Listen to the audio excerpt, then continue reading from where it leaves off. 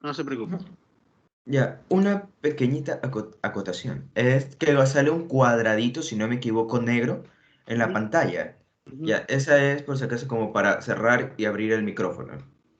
Ok, ¿no lo puedes minimizar o ponerlo un poquito más abajo para que no te afecte la presentación? Por supuesto, sí, cuando yo ya comience a exponer, cuando ya comience la ponencia, ahí lo minimizo. Ok, perfecto. Sí. Se está grabando ya, Alexandra, por si acaso. Te diga nomás. Eh, por si acaso, otra cosa antes de empezar. De la ponencia anterior, no se olviden de mandarme las rúbricas al correo electrónico de Nubia con copia a mí. Ya. Sí, ¿Qué calificación? sí. Eso no alcancé, pero ya lo vamos a hacer. Ok, no se preocupe. Bien, ya ahora sí, es un ratito. Bien, vamos a empezar entonces.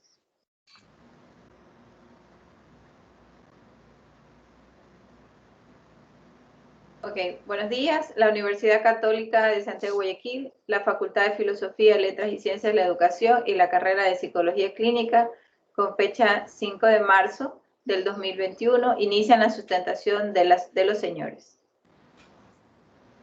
El señor Andrade Ramos Giancarlos y la señorita Chacón Cedeño Génesis, quienes han cumplido con todos los requisitos exigidos por el Reglamento de Régimen Académico para el Sistema de Educación Superior expedido en noviembre del 2003.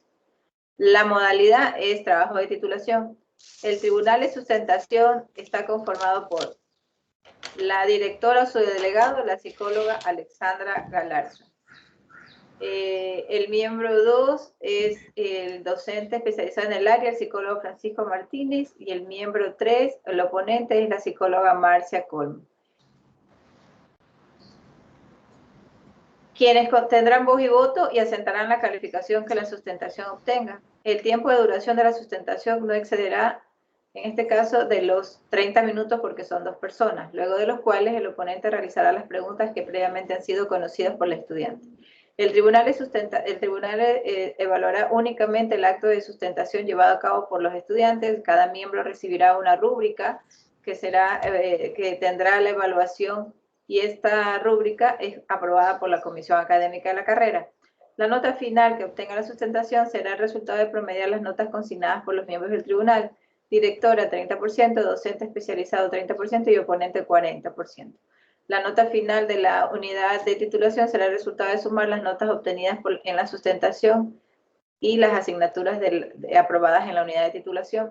Luego de la sustentación, los miembros del tribunal necesitan unos minutos para deliberar. Se le pedirá, en este caso, a los estudiantes y a su tutora que abandonen la sala virtual. Al final, los estudiantes y expositores conocerán la nota, la cual será asentada en el acta con las firmas respectivas. Inicien, por favor. Ok, muy buenos días. ¿Sí me escuchan? Sí. Ok, Sí. muy buenos días. El tema de nuestra tesis o de nuestra sistematización es la propuesta de intervención cognitiva centrada en la TREC, dirigida a adolescentes y jóvenes adultos que asisten a fundaciones y han sufrido violencia intrafamiliar, presentando alteraciones en su funcionamiento cognitivo, conductual y emocional. Nosotros nos acogimos a la modalidad de sistematización de la experiencia. Los autores de la misma, como ya lo había mencionado Alexandra, es la señorita Génesis Chacón, mi compañera, Giancarlos Andrade, quien les habla bajo la tutela de la señorita de la Magister Carolina Peñafiel. Los estudios académicos anteriores realizados que aportan teóricamente a nuestra práctica e investigación son los siguientes: la terapia racional emotiva conductual y sentimientos de culpa, descripción y caracterización del ciclo de la violencia que surge en la relación de pareja, revictimización de niños y adolescentes tras denuncia de su abuso sexual, y el manual de técnicas de intervención cognitivo-conductual.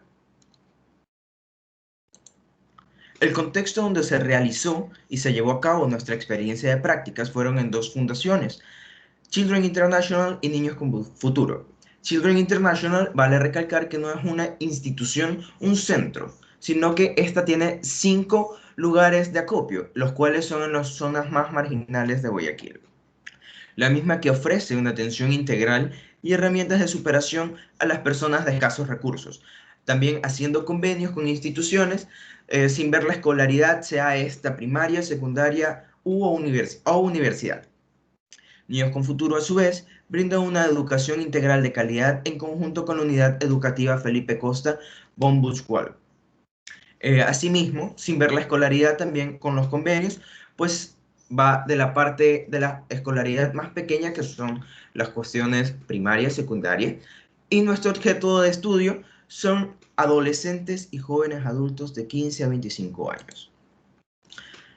El objetivo general de nuestra sistematización fue diseñar sesiones psicológicas para adolescentes y jóvenes adultos que han sufrido de violencia intrafamiliar, y la formación de su esquema cognitivo-comportamental se ha visto afectado mediante técnicas de intervención cognitiva centrada en las TREC, que permitan el reconocimiento de sus principales dificultades y necesidades psicosociales para promover el desarrollo de su capacidad resiliente que les favorezca al enfrentar los desafíos de su entorno y lograr una reestructuración cognitivo-funcional. Asimismo, nuestros 3 objetivos específicos son recopilar información que explique las condiciones emocionales, cognitivas y conductuales que padecen las víctimas de violencia intrafamiliar a nivel nacional. A lo largo de toda nuestra ponencia, pues se va a explicar cómo nosotros realizamos esta recopilación de información.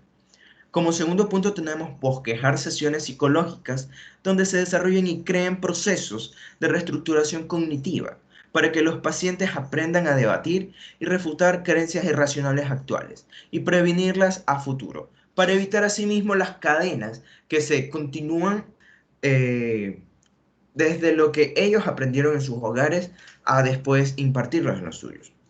Como tercer punto tenemos analizar el modelo cognitivo comportamental de víctimas de violencia intrafamiliar a partir de los conceptos que expone la terapia racional emotiva conductual TREC para comprender sus manifestaciones cognitivas, emotivas y comportamentales. Nuestra sistematización se basa en 3 ejes fundamentales, los cuales son demostrar la necesidad de atención psicológica en personas que sufren violencia intrafamiliar para erradicar la continuidad de la misma en un futuro, como lo había mencionado hace un momento.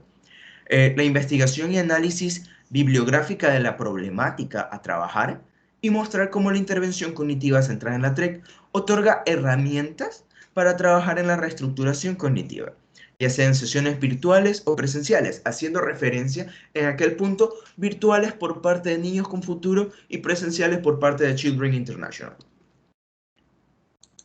Continuamos con la justificación que asimismo nosotros queremos definir.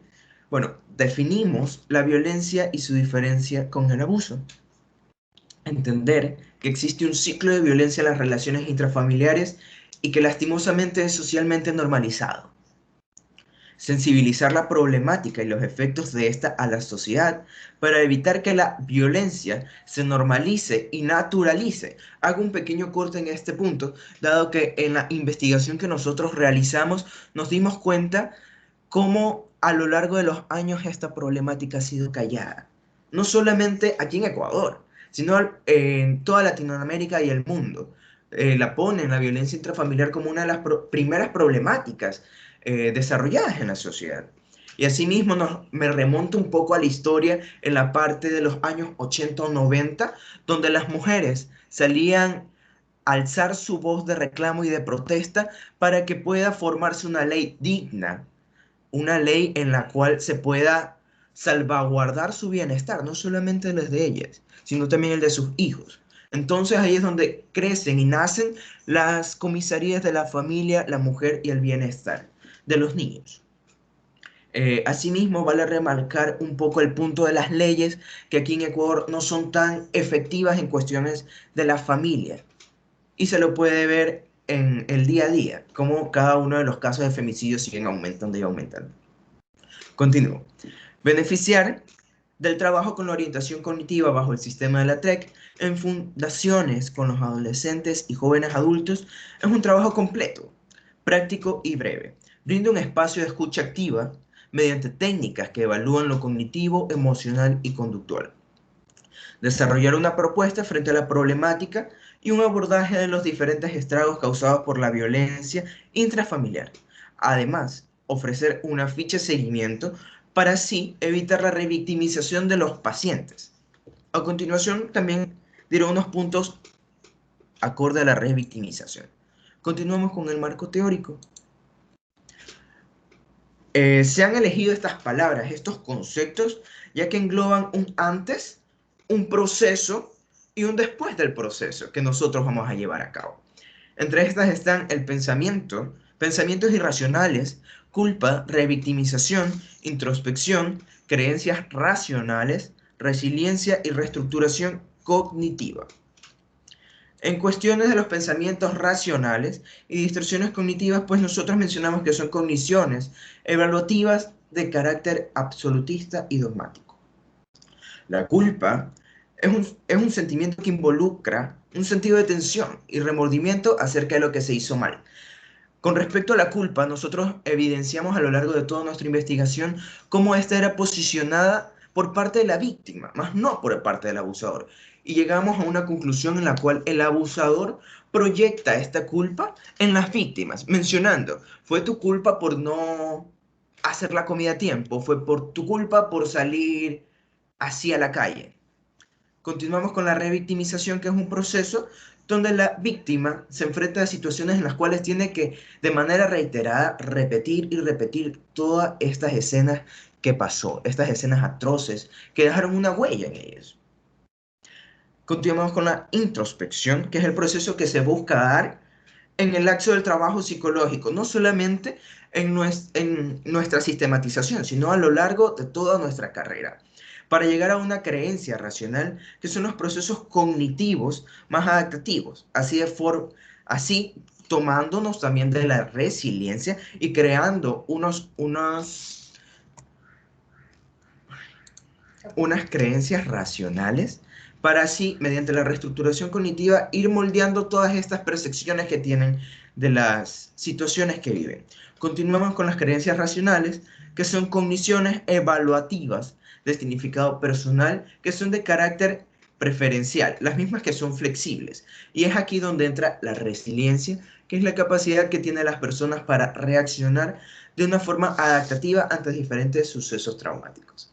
Y es aquí también donde se liga a la reestructuración cognitiva, porque todo va ligado, que son las técnicas que están centradas en la identificación y cambio de cogniciones, que están determinados a mantener el problema. Continuamos con la fundamentación de la propuesta, por mi parte con la fundamentación cualitativa. ¿Cuál es el problema? Las respuestas cognitivas, conductuales y emocionales desarrollados ante un entorno de violencia intrafamiliar. ¿Cuáles son nuestras estrategias a realizar? Es analizar y modificar esquemas cognitivos disfuncionales que se presenten en las víctimas de violencia intrafamiliar. Como les había mencionado antes, vamos a hacer una contrastación entre lo que es abuso y violencia. Abuso, según la Organización Panamericana de la Salud, son los actos de violencia psicológica y verbal perpetrados por adultos en posiciones de responsabilidad, confianza o poder sin ejercer la fuerza física. La violencia, por otra parte, es el acto premeditado de poder del abuso físico contra sí mismo, un individuo, una masa, dejando en consecuencias psicológicas, físicas, emocionales y en el peor de los casos hasta la muerte. Como podemos ver, no hay abuso sin violencia y asimismo no hay violencia sin abuso. Son términos y definiciones que van ligadas.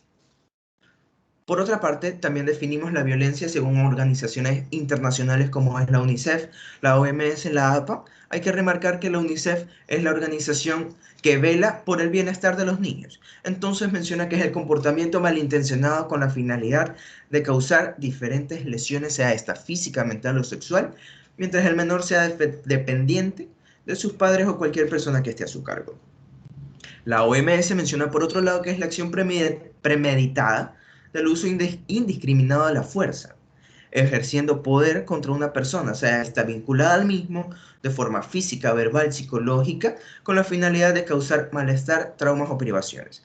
La APA, la American Psychology Association, menciona que es la forma extrema de agresión, como asalto, violación o asesinato. Tomamos también la violencia de diferentes ciencias como en las socioculturales y las psicológicas. Nos tomamos la atribución de combinar las partes sociales y culturales, dado que así mismo como el abuso y violencia, pues una va ligada a la otra. Entonces menciona que la violencia viene desde las guerras, espacios o lugar donde se evidencia actos atroces y bizarros contra la humanidad. Asimismo es un producto de una cultura que se reproduce y se manifiesta en las familias. en las instituciones educativas y en la sociedad. Por parte psicológica son patrones de comportamiento que se heredan, un legado en el que se empieza a montar toda una cadena de maltratos. La violencia es desde la violencia es desde lo más transgresor, como lo es un abuso físico y sexual, hasta lo que puede resultar más efímero, un grito. La humillación y la amenaza. La violencia parece ser naturalizada y normalizada en la sociedad. Los tipos de violencia, pues nosotros remarcamos dentro de todos estos la violencia intrafamiliar, dado que es la que engloba todos estos tipos de violencia. Entonces mencionamos nosotros que es todo acto de fuerza, maltrato físico, psicológico, sexual o de poder en contra de una persona del grupo familiar, ya sea esta mujer, hombre, adulto o adulto mayor, niñas, niños, adolescentes u otros. La familia, ciclo de violencia, nosotros realizamos estos pequeños esquemas de diferenciando lo que es la familia patológica y la familia normal o la familia funcional. ¿Ok? Entonces mencionamos que la familia es la primera institución de un individuo. Es decir, es el primer espacio donde el individuo desarrolla sus hábitos, que son formados por el temperamento. Estos hábitos, asimismo, son propios del aprendizaje, de lo que observa en la dinámica familiar y se puede ver modificados y alterados gracias al carácter. Para ello hay dos salidas, asimismo como los gráficos los mencionan, pues una vez que este individuo entra en contacto con el ambiente, con la sociedad, pues tiene las dos opciones que les voy a mencionar. Una es estructurar nuevas formas de mostrarse al mundo y otra es seguir con la secuencia. Entonces, la familia patológica comienza con la acumulación de tensión, que se va a centrar aquí, discusiones, peleas, disputas, lo cual va a dar en una explosión. El tipo de violencia física, verbal, psicológica, lo cual va a generar un distanciamiento de las partes afectadas y asimismo una reconciliación luego de un tiempo premeditado.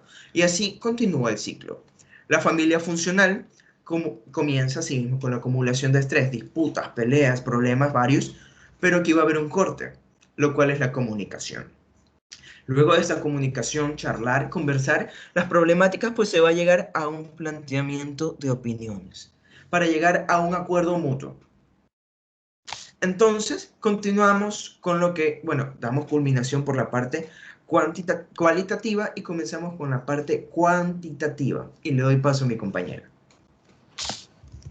Bueno, continuando con la fundamentación cuantitativa, tenemos a los efectos que hemos seleccionado, a la culpa, el esquema cognitivo distorsionado y el estrés postraumático, que de acuerdo con el DSM-5, la situación traumática después de ser vivida, tienen ciertos síntomas como es la angustia, sueños de angustia, ansiedad, percepción distorsionada de la realidad y muchos síntomas más.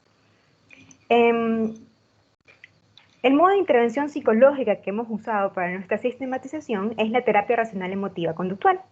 Fue una terapia fundada por Albert Ellis, es un psicólogo estadounidense precursor del enfoque psicoterapéutico cognitivo y también por unos años estuvo del lado del psicoanálisis. Propone una explicación biológica, psicológica y social de la conducta. Propuso también un modelo ABC precisamente para analizar las interrelaciones entre acontecimientos, cogniciones y consecuencias. Se creó porque él quería una terapia breve que le permita dar orientaciones a los pacientes para cambiar creencias básicas relacionadas con actitudes. También delimitó ciertas formas de pensamientos irracionales más relevantes que también se relacionaron con nuestra práctica. Estas formas de pensamiento son catastrofismo, baja tolerancia a la frustración y autodevaluación global. Continuando, el modelo ABC de Ellis está compuesto por acontecimiento activador que está representado por A, creencias que está representado por B y consecuencias que está representado por C.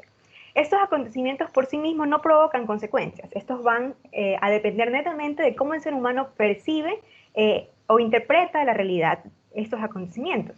Es decir, la respuesta cognitiva va a depender netamente de las creencias.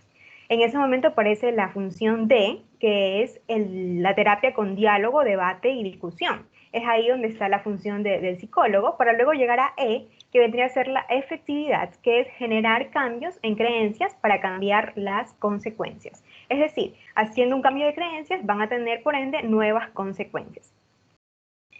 Hemos realizado un esquema haciendo una comparación del desarrollo de la violencia intrafamiliar de modo adaptativo y de modelo desadaptativo. Iniciamos con el modelo desadaptativo con una situación de adolescentes y jóvenes adultos influenciados por problemáticas. Le continúa la violencia intrafamiliar. A partir de este evento hace formulación de creencias irracionales y por ende la respuesta se va a ver alterada. Y va a haber un impacto cognitivo, conductual y emocional. Un impacto de tipo como lo que podemos ver ahora, muchos hablando crónicamente, adicciones, cortes, muchos síntomas que se pueden ver como un impacto. En cuanto al modelo adaptativo, tenemos la misma situación, adolescentes y jóvenes adultos influenciados por la problemática. Existe también una alteración emocional, cognitiva y comportamental, pero la forma de elaborar es diferente. Es una forma más racional y resiliente, esta capacidad para enfrentar cualquier situación. El análisis va a ser también funcional y por ende su estilo de vida se va a ver socialmente regulado, sus pensamientos y emociones y conductas también van a ser adaptativas. En cuanto a el modelo ABC, hemos propuesto desde dos puntos de vista, desde el agresor y del agredido. Desde el agresor, el contexto situacional es un padre ausente, no está presente en la vida de su hija y ha sido separado de su esposa, pero no está presente en la vida de su hija. Entonces es cuestionado por su hija, ella le reclama las veces que le han mentido y no ha cumplido con su responsabilidad de padre. Salen estas creencias en el agresor, mi hija se cree más que yo soy el que tengo la razón, nadie va a pasar sobre mí. Y como consecuencias de tipo emocional, pues hay un enojo, una ira, una insatisfacción, y de tipo conductual, pues gritos, humillaciones, insultos y hasta en el peor de los casos, golpes. En cuanto al modelo ABC del agredido, el acontecimiento activador de esta hija es que queda en espera de este padre y dice, mi padre no me ha dejado por su nueva mujer. Entonces le salen creencias que, ¿por qué siempre me hace lo mismo? Mi padre nunca me querrá, su nueva mujer es más importante que su hija. Consecuencias de índole emocional y conductual, tristeza, enojo, indignación, desesperanza, frustración, y conductual, pues aislarse, incapacidad para confiar en las personas, bajo autoestima, pérdida del apetito, insomnio y bajo rendimiento académico. Que bajo rendimiento académico en este tipo de instituciones que tienen relación con lo educativo es el factor o la señal más derivada a un departamento, el bajo rendimiento académico. El niño está teniendo bajo rendimiento, hay que ver qué pasa. Continuando con la metodología, nos hemos acogido el enfoque cuantitativo y cualitativo, método principal, análisis de resultados y de discurso, método secundario, descriptivo, sistematización de la experiencia, población, adolescentes y jóvenes adultos con un esquema cognitivo distorsionado por ser víctimas de violencia, y la técnica que usamos es la de las encuestas y pues las entrevistas clínicas semidirigidas durante las sesiones. El análisis de los resultados. Como podemos ver en la gráfica, hay dos imágenes que evidencian el trabajo que se hizo por parte de mi compañero de forma presencial en Children y de parte virtual en Niños con Futuro. Como ya lo dije, usamos la técnica de encuesta para recolectar información. Se aplicó esta encuesta a 33 participantes y pacientes de las fundaciones. La información que se recolectó nos sirve para saber la importancia que tiene un espacio de atención psicológica en esta población y también para evidenciar la efectividad del trabajo que hicimos en nuestros pacientes y a su vez conocer la forma en que ellos perciben los problemas y cómo influyen en sus conductas. Entonces, a continuación se va a presentar la tabulación de estos resultados. Como primer punto tenemos el perfil de los participantes de las fundaciones. Quisimos saber a qué etapa nos estábamos enfrentando con más intensidad y fueron la etapa de adolescencia, entre los 15 y 18 años. También quisimos saber el rol que desempeñaban estos adolescentes y el 31% dijo que desempeñaba el rol de hijo o hija. En cuanto a la atención psicológica, 79% han asistido a consulta psicológica y de los que dijeron que sí, queríamos saber cómo fue su experiencia, cómo se sintieron y 21% dijo que se sintió bien en esta experiencia. La problemática social nos interesaba saber las dificultades que las personas vivieron en sus familias y el resultado fue que 14% dijo que vivenciaba violencia psicológica. También queríamos saber con exactitud si habían sufrido de violencia intrafamiliar y 61% dijo que sí había sufrido de violencia intrafamiliar. En cuanto a las consecuencias de la violencia intrafamiliar, el mayor puntaje podemos ver que tiene un 14% que indica problemas de baja autoestima. Sin embargo, los resultados están bastante estrechos. Tenemos 2 de 10% y así 2 de 8 y no se distancian demasiado. Entonces la conclusión que llegamos es que las consecuencias, como ya se sabe, no es una sola, son un cúmulo de estragos que se viven en un contexto de violencia intrafamiliar. También quisimos saber qué pensaban los participantes y pacientes de la reestructuración cognitiva. Si estaban de acuerdo con tener un espacio que trabaje la reestructuración cognitiva. Y el 32% dijo que sí les parecía importante tener un espacio así. Como ya lo mencionó mi compañero, muchos de los casos venían de un estrago de revictimización. Entonces, el 70% dijo que sí quería un espacio donde ya no se revictimice, para lo que proponíamos fichas de seguimiento. Hacer una ficha de seguimiento en donde la institución tenga esto como recurso de no volver a preguntar lo que ya trabajó con un psicólogo, sino ya tener una hoja que indique qué se trabajó y qué no se trabajó con ese paciente. Entonces, 100% indicó que sí estaba de acuerdo con esa ficha de seguimiento. El formato de esta ficha de seguimiento está compuesto por datos de filiación, motivo de consulta, evaluación del padecimiento actual, historial psiquiátrico si es que hay, historial psicológico previo, estado de salud actual, historial médico, consumo de sustancias, internamientos, temperamento, carácter, escolaridad, historia personal y antecedentes patológicos personales. Bueno, la actividad de la propuesta, escogimos un caso porque la sistematización fue individual. Este caso es una adolescente de 18 años, derivada porque falleció su padre, adicto al alcohol. En las primeras sesiones hablaba principalmente de su padre. Ella es hija de padres divorciados, creció con la imagen normal de una madre sola en casa y un padre ausente.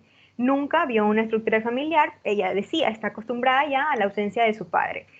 Minimiza bastante los actos del padre de no asistir, de no estar presente. Siempre caía en la pregunta de qué podía hacer ella. No lo podía obligar a que se esté con ellos.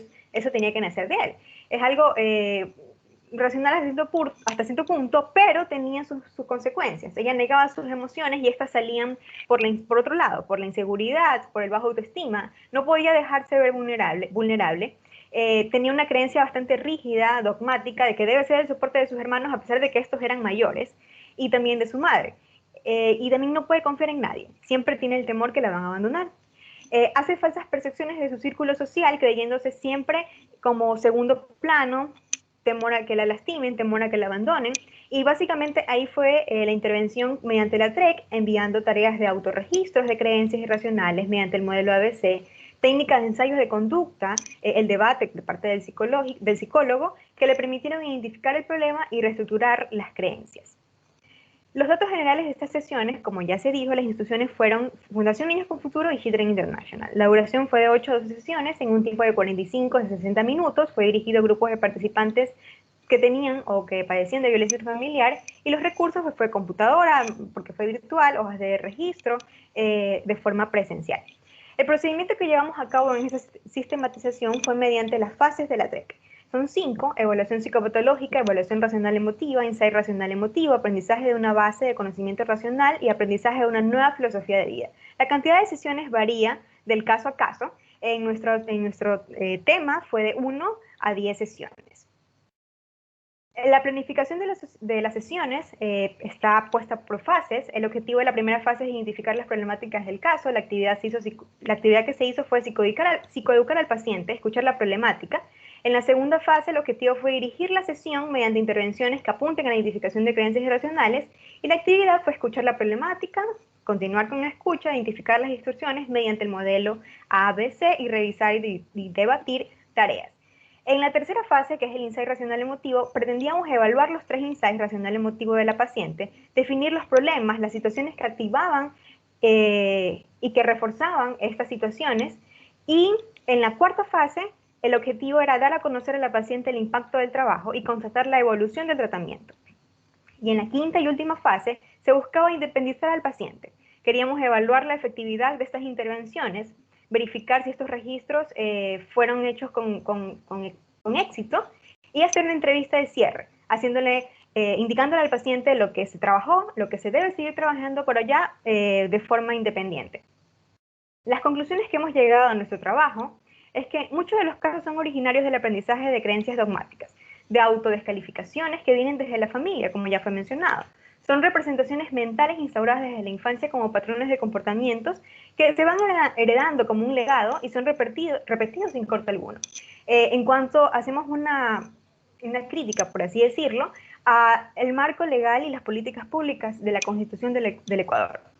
Lo hemos visto en todas estas semanas, en todos estos meses, en el mayor de los tiempos, tiene deficiencias en su sistema legislativo, no cumple con lo que estipula la ley, enmascara y hace que la sociedad siga normalizándose y siga naturalizándose la violencia, haciéndola ver como un acto de orden, muchas veces, y también como una muestra de amor. Al ser un proceso de prácticas, en un tiempo corto no permitió dar un seguimiento de los casos. Sin embargo, al ser una psicoterapia breve, permitió solucionar estos obstáculos, por lo que incluimos que sí se logró reestructurar parte del esquema cognitivo de los pacientes, haciendo de ellos una vida más llevadera. En cuanto a las recomendaciones, hacemos una recomendación en la carrera, que es preparar a los estudiantes sobre protocolos, rutas de atención, de acuerdo a los lineamientos estipulados por los ministerios de educación, para que sepan cuál es el rol que debe cumplir un psicólogo clínico dentro de una institución.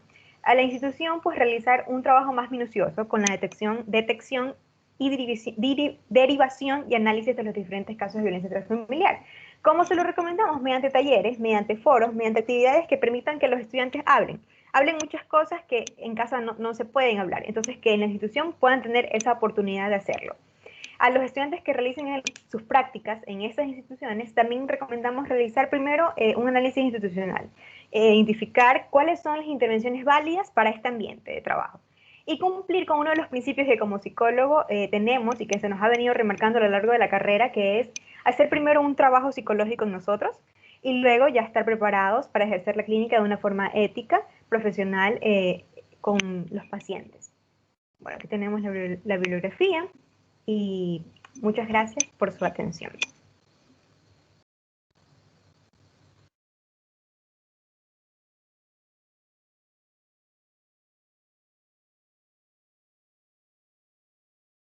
Perdón, es que no se me activaba el micrófono. Bien, veamos las preguntas de la oponente. Bueno, una de las preguntas me la dejaron muy clara en la que me decían la propuesta de las TREC en los casos de violencia intrafamiliar, pero bueno, hay una parte de su trabajo en la cual ustedes dicen que la familia es el pilar fundamental en donde los seres humanos van a estructurar sus hábitos y herramientas funcionales o disfuncionales.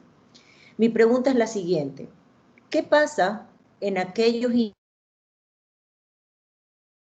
Te quedaste. que nacen en estas familias violentas? Pregunta, Marcia, ¿A dónde? Te quedaste. Sí. Repite la pregunta. Sí, repite la pregunta. Perdón. ¿Qué pasa en aquellos individuos que nacen dentro de estas familias violentas? ¿Dónde ellos creen ustedes que estructuran estos hábitos? Ya que nosotros sabemos que no necesariamente porque nacen dentro de una familia violenta vayan a ser violentos. Entonces, aquí hay esta división entre esto. Entonces, quisiera saber, estos que nacen dentro de esta familia, ¿dónde ustedes creen que estructuran estos hábitos?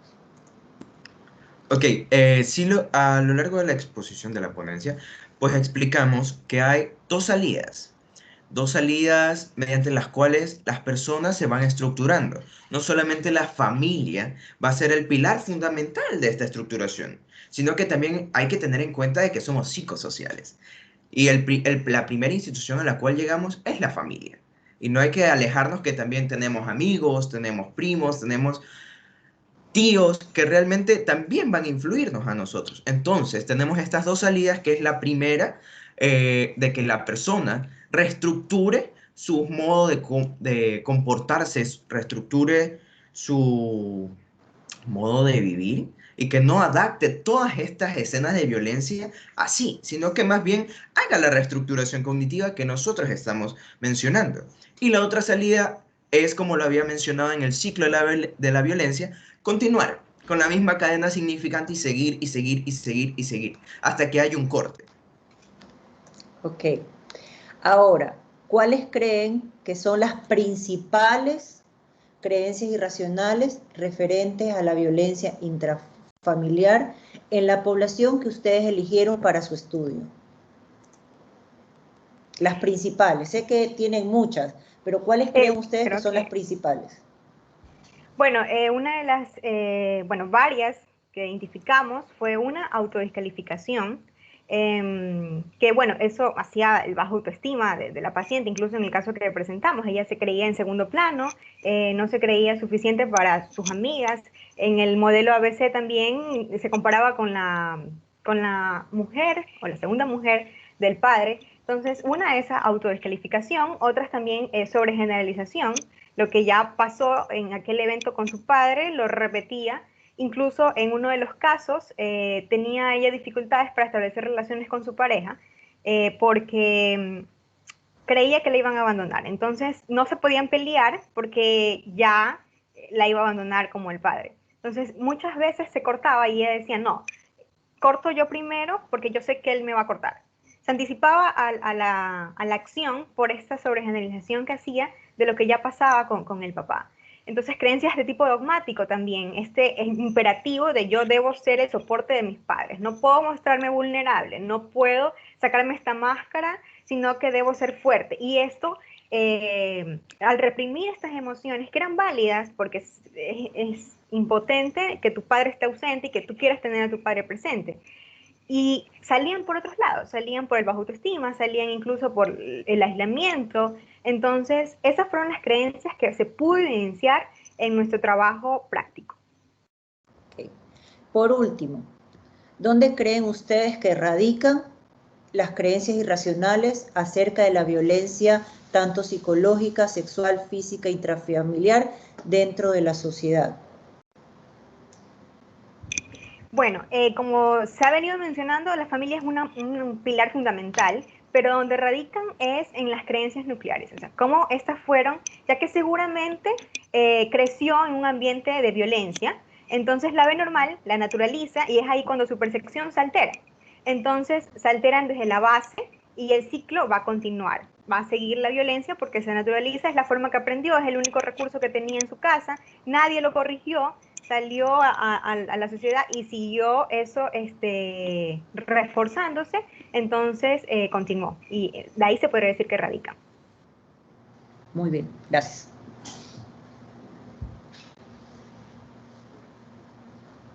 No sé si alguien más tiene alguna pregunta. Yo por mi parte no tengo preguntas. Yo no tengo preguntas. Bien, entonces nos esperan un momento porque vamos a deliberar. Ya los llamará Francisco, a la tutora y a los expositores. Una pregunta, ustedes nos llaman, ¿verdad? ¿O volvemos a entrar en A unos ver. minutos? No, Francisco los llama. Ok, gracias. Gracias.